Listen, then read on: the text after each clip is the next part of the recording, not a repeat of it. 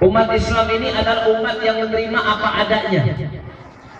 Coba lihat zaman sekarang, Bu, zaman sekarang pesantren bangunannya masih ada, orang Jawa bilang geribik, nggak tahu sini apa nih, tepas, gede, terus apa lagi, bilik, ya, pesantren, Bu, masih bangunan. Ini kalau kena korek api habis ini. Ya, nggak usah pakai mortir, nggak usah pakai bom, nggak pakai bom amrozi, nggak usah, pakai korek api, korek yang sebungkus berapa tuh harganya? 500 rupiah. Isinya berapa tuh? 50 biji. Ambil satu aja. Ini dinyalain, habis tuh bangunan. Ini pondok pesantren zaman 2015. Kita kadang bingung. Ini negara mana nih? Ini kita ini pondok kita ini di negara mana nih? Ya. Di luar sana orang bermewah-mewah, negara kita negara kaya, kaya raya, luar biasa kayanya, saking kayanya sampai gaji pegawai-pegawai pun naik terus. Alhamdulillah. Nggak cukup cuma naik, BBM pun ikut naik. Nggak cukup naik juga, sampai gas mau naik. Ya. Pokoknya bahasa kita cuma numpang naik. Ini kaya, kita punya negara kaya. Dan yang lebih unik lagi, ini pesantren bukan pesantren yang disubsidi oleh negara. Sedangkan kepentingan pendidikan tanggung jawab negara. Pendidikan fakir miskin, yatim, janda, gelandangan, tanggung jawab siapa, Pak? Negara. Subhanallah. Tapi sekarang diambil alih. Justru para ulama itulah yang mengambil alih. Fakir miskin ditampung sama ulama. Janda-janda syukur kalau ulama mau. Ya. Ditampung. Gak bisa bayar, nggak apa-apa. Coba bayangkan. Sedangkan zaman sekarang ini kan sekolah di mana-mana sudah gratis, Pak. SD gratis, SMP gratis. Sekarang udah mau masuk SMA pun gratis. Apalagi di Jakarta fasilitasnya komplit. Ya, sampai Ahok marah-marah tuh gara-gara ngurusin sekolahan-sekolahan yang ada di DKI. Ya. Pertanyaannya, pernahkah pemerintah melihat menengok kemarin? Ya. Apa sih kiranya kebutuhannya? Apa sih yang kiranya semestinya harus dibantu dan lain sebagainya? Tapi ulama kita ini memang ulama yang zuhud. Jadi kalau dibilang tadi Pak Kiai itu punya Avanza, itu masih bagus. Ya, daripada nggak punya. Daripada nggak punya. Kalaupun nggak punya, itu pun bagus. Ulama itu nggak usah punya apa-apa, punya ilmu aja udah di atas. Dunia isinya itu ngikut, Pak. Coba Pak Kiai nggak punya Avanza, saya yakin semua orang nawarin mobil semuanya. Pak Kiai mau kemana? Ini mobil saya nganggur. Nih, Pak Kiai mau kemana? Ini mobil saya nganggur. Ini ada satu cerita Al-Habib Abdurrahman As-Segaf. Orang bilang Bukit Duri di Jakarta. Itu beliau itu nggak punya mobil, nggak punya. Itu datang orang kaya, bawain Alphard. Beb, ini mobil Alphard. Ini guru besar, ini ulama sepuh di Jakarta. Ini mobil Alphard. Jawabannya apa? Buat apa? Buat Habib. Ah, nggak perlu. Buat ente aja. Anak punya mobil banyak. Anak punya mobil banyak. Mana Beb mobil Habib tadi? Itu mobilnya orang-orang semua. Itu mobil saya. Itu mobil orang-orang semua. Itu mobil saya. Saya mau kemana saja, dia udah siap nganterin saya. Saya nggak perlu supir, saya nggak perlu bensin, saya nggak perlu ngerawat, saya nggak perlu parkir. Tuh mobil semua itu, mereka udah siap buat saya. Tuh lihat, Pak. Ya. Subhanallah. Ini jiwa ulama. Jiwa ulama itu luar biasa, besar hati. Ya. Dia nggak memperdulikan apa yang ada. Cukup buat dia seorang sebagai ulama, sebagai karisma yang amat sangat mulia. Karena ulama itu adalah pewaris para Nabi. Al ulama warasatul anbiya. Ya. Ulama kalau minta apa aja bisa Pak. Bisa. Borok-borok minta bangunan, minta bini aja bisa. Iya. Bisa nggak? Bisa. Amin. Amin. Ya. Itu ulama Pak.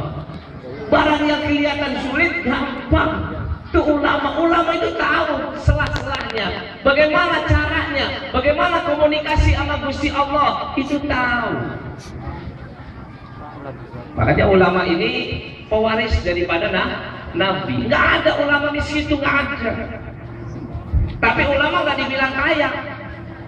Ulama miskin itu nggak ada, dibilang kaya juga enggak. Itu ulama. Apa yang ia miliki itu adalah urusan dia. Dulu seorang ulama, Imam Ahmad Ibn Hajar, dia punya istri, dia punya penghasilan yang boleh dikatakan pas-pasan atau minus. Sehingga istrinya berkata kepada Imam Ibn Hajar, wahai suamiku, aku ini pengen berenang. Kata beliau ini, aku ingin berenang. Jadi dulu rupanya ada kayak kolam renang gitu, tapi khusus. Jadi bukan kayak sekarang campur-campur gitu. Kata suaminya Imam Ibn Hajar mengatakan, ya sudah, kalau kamu mau berenang, kepengen untuk refreshing, coba uang belanja kamu dikurangin. Kamu biasa belanja masa 5.000, sekarang mulai hari ini 5.000 kurang 500 gitu lah. Maka dikurangin tuh belanjanya, setiap hari dikurangin. Dikumpulin duitnya itu sampai seminggu 2 minggu. Setelah 2 minggu terkumpul uang, berangkat ke istrinya untuk ikut berenang. Begitu sampai tempat situ, ditutup kolam renangnya. Dia bingung, loh kenapa ditutup? Dijawab, maaf, kata si penjaga kolam renang, maaf, hari ini kolam renang sudah disewa, jadi tidak bisa diberikan kepada siapapun, disewa oleh satu orang. Ya kaget, kolam renang disewa? Iya. Sama siapa? Sama istrinya Imam Sufyan Ats-Tsauri. Waduh, hebat katanya. Disewa. Biasa namanya bini, Bu. Namanya bini itu kalau lihat yang lain kaya kan kebakaran jenggot, walaupun ibu gak punya jenggot ibu ya. Itu mesti panas tuh. Pulang itu istri, lapor sama suaminya, wahai suamiku, coba perhatiin. Kamu jadi suami saya seumur-umur melarat gitu, nggak pernah kaya. Saya mau berenang saja itu 2 minggu ngumpulin, ngurangin uang belanja. Coba lihat istrinya Imam Sufyan, sekali mau berenang disewa semua. Bukan cuma dia berenang, disewa, orang lain kagak boleh ada yang masuk. Apa kamu nggak bisa kaya gitu? Kalau bisa profesimu gantilah. Daripada kamu jadi ulama, jadi anggota DPRD. Ya, ikut aja parpol. Kalau orang sekarang bilang, kamu kan punya pengaruh, punya apa?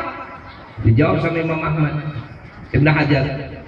Beliau mengatakan, wahai istriku, siapa bilang aku orang melarat?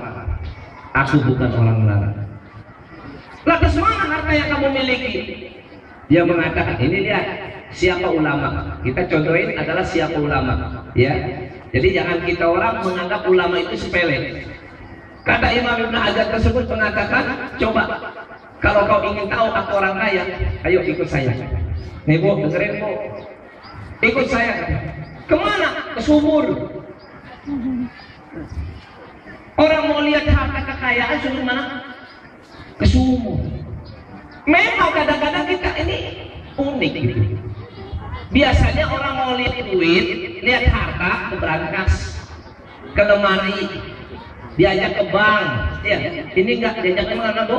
Sumur. Makanya ibu-ibu nanti kalau diajak sumur sama suami, nurut aja Bu. Ya. Diajak ke sumur. Begitu sampai di sumur, kata Imam Ibn Hajar, nih lihat katanya, saya ambilkan harta buat kamu. Bismillah katanya. Dia lemparkan itu ember. Ya, sini orang bilang apa? Timba bodoh ya. Timba. Dilemparkan ke sumur. Begitu diangkat, dibuang ke bawah, yang keluar emas seember, emas setimba. Ditanya sama istrinya, istri tanya sama suaminya, bertanya kepada istrinya, 1 ember emas cukup enggak? Dijawab bininya, kurang. Ini biar tahu nih, ini ulama nih Pak. Lempar lagi ke bawah, diambil lagi, tuangin lagi, geludung lagi, 1 ember lagi, 2.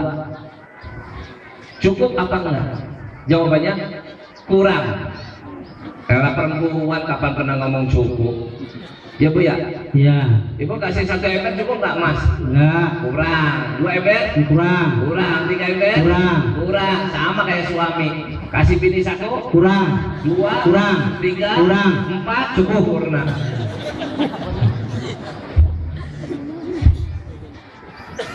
Itu beda dikit, beda tipis.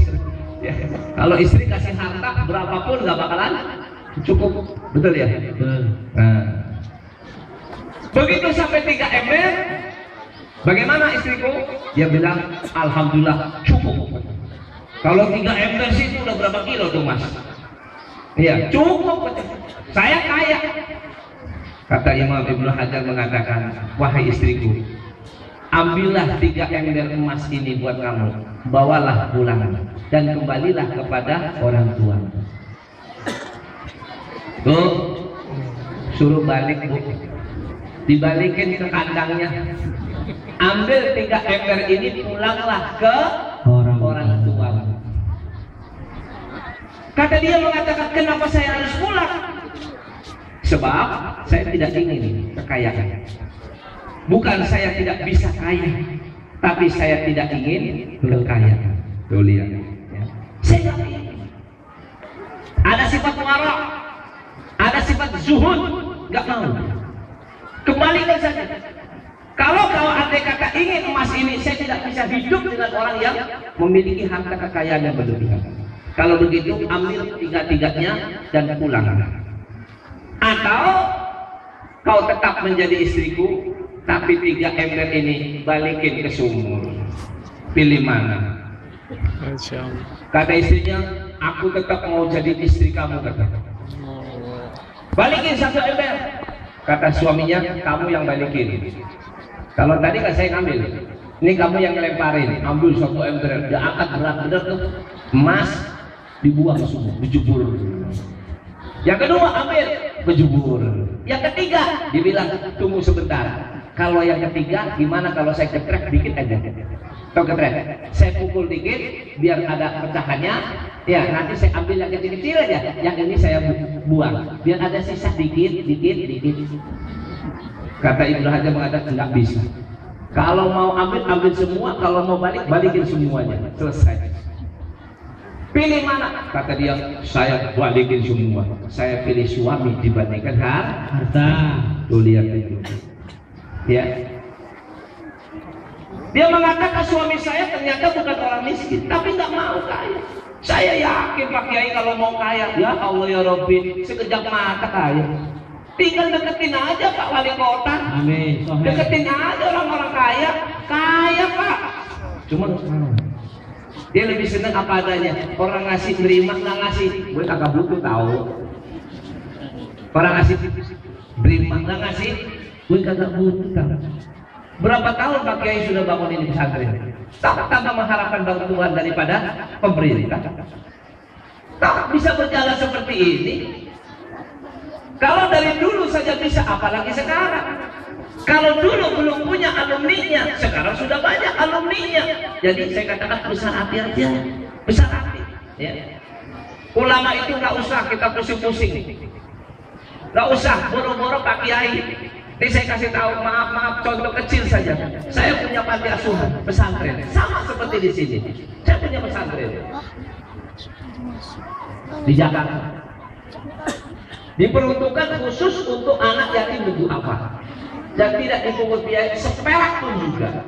Sak makan minum mereka, sak tempat tinggal mereka, semua itu urusan panti, bukan urusan anak. Orang tua naruh udah nggak tahu itu kapan orang tua mau datang lagi atau nggak datang, wallahu a'lam. Itu panti. Anak dididik sedemikian rupa. diberi makan yang mewah, bukan makan yang asalan. Kita pokok yang namanya guru-guru kita sendiri gak dapat apa-apa. Tapi pertanyaannya pada saat waktu saya membangun, saya bingung Pak, saya bingung sekali. Ini perlu berapa miliar ini biaya bangunan ini. Datang contoh kecil seorang habib datang kepada saya, dia bilang sama saya, bilang sama saya kasih ajaran kepada kamu satu amalan, bacalah doa ini. Kalau kau baca doa ini, insya Allah bangunan apapun yang kau butuhkan Allah akan berikan. Dan syarat utamanya enggak usah minta. Bayangin bangun nggak pakai minta, apa nggak susah? Nggak usah minta, mintanya sama Gusti Allah. Allah yang bakal ngasih, Allah yang bakal datengin. Kamu cuma ngumumin aja, saya lagi bangun, doain mudah-mudahan bisa selesai. Udah gitu aja, nggak usah ngedatengin, nggak usah apa. Itu saya amalin Pak.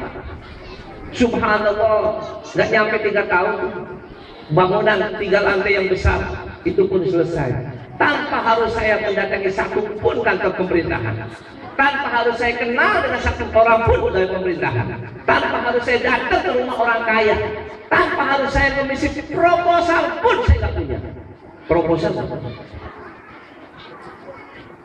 Sampai kadang saya bingung, ini makan minum anak-anak dari mana? Kita nggak punya donatur yang tertulis, nggak ada sama sekali. Donatur satu yang tertulis nggak ada. Tapi alhamdulillah semua berjalan dengan baik. Kenapa? Karena kita punya Allah. Wa idza sa'alta fas'alillah, wa idza sta'anta fasta'in billah. Ya. Ini kehormatan buat para alim ulama, buat para kiai sebagai pewaris daripada Nabi Sallallahu Alaihi Wasallam. Allah yang bakal ngasih, Allah yang bakalan beri. Kalau ada yang mau bantu, bagus, itu baik kerjasama. Tapi kalau nggak ada pun nggak perlu kita harus ngemis-ngemis kepada orang lain, siapapun orangnya, nggak perlu. Ya, ini kemuliaan yang Allah berikan, dan itu pasti akan diberikan. Asal kita percaya kepada Allah, asal kita yakin. Nah, ulama ini adalah sumber daripada segala kebaikan. Makanya kita lihat keberhasilannya, masya Allah. Anak-anak santri ini keberhasilannya, masya Allah. Ya. Sekarang orang di luar lagi pusing ngurusin anak-anak kita gimana, pergaulannya bagaimana, narkoba bagaimana. Apa iya umpama aparat negara pemerintahan datang kemari ingin menghimbau kepada anak-anak santri untuk menjauhi narkoba? Ngimpi kali. Emang di sini tempat narkoba? Agar menjauhi daripada pencurian. Emang di sini tempat pencurian? Emang agar menjauhi dari anarkis? Emang di sini tempat anarkis? Nggak ada sama sekali. Segala kebaikan-kebaikan ada di pondok Pak. Kita belum pernah ada pondok tawuran, belum pernah. Belum pernah ada pondok sarang daripada narkoba, belum pernah ada Pak. Tapi kalau Bapak ingin lihat tempat-tempat daripada narkoba di kuliahan, universitas pun itu biangnya daripada narkoba. Pencurian, pergaulan bebas, pergaulan yang jelek ada di pendidikan umum. Tapi kalau pendidikan untuk pesantren belum pernah ada sejarahnya sama sekali. Ini berkah para ulama. Ya. Makanya ulama ini merupakan warasatul anbiya, figur yang amat sangat mulia. Ulama akan dimuliakan oleh Allah, dan kalau Allah sudah memuliakan, maka segala-galanya pasti akan memuliakan kepada ulama tersebut. Bapak-bapak, ibu-ibu yang dimuliakan oleh Allah Subhanahu wa taala. Kita sebagai umat Nabi Muhammad sallallahu alaihi wasallam mempunyai nabi yang begitu agung, nabi yang begitu mulia, yang mempunyai kasih sayang yang amat sangat tinggi kepada umatnya, sehingga Rasulullah tidak meridhoi kalau satu pun dari umat Nabi Muhammad masuk ke dalam api neraka. Nggak ridho. Nabi menghimbau kepada kita semua agar kita semua menjadi orang yang baik, mempunyai akhlakul karimah, perilaku yang baik, sopan santun yang baik. Itu Rasulullah sallallahu alaihi wasallam. Habis dah makan. Ya boy ya. Rasulullah sallallahu alaihi wasallam yang amat sangat memperhatikan daripada umat ini. Ini biar kita semua tahu, biar ibu bapak, pemerintahan, aparat dia tahu. Rasulullah sudah memberitahu kepada kita apa yang akan terjadi terhadap umat manusia. Apa yang terjadi zaman sekarang ini sudah diberitahukan oleh Nabi semenjak dulu kala. Suatu ketika Rasulullah akan meninggal dunia, Rasulullah SAW didatangi malaikat Jibril. Kemudian kami bertanya kepada malaikat Jibril, "Ya Jibril, atanzilu min ba'di?" Nabi bertanya kepada malaikat Jibril, "Hai malaikat Jibril, apakah kau akan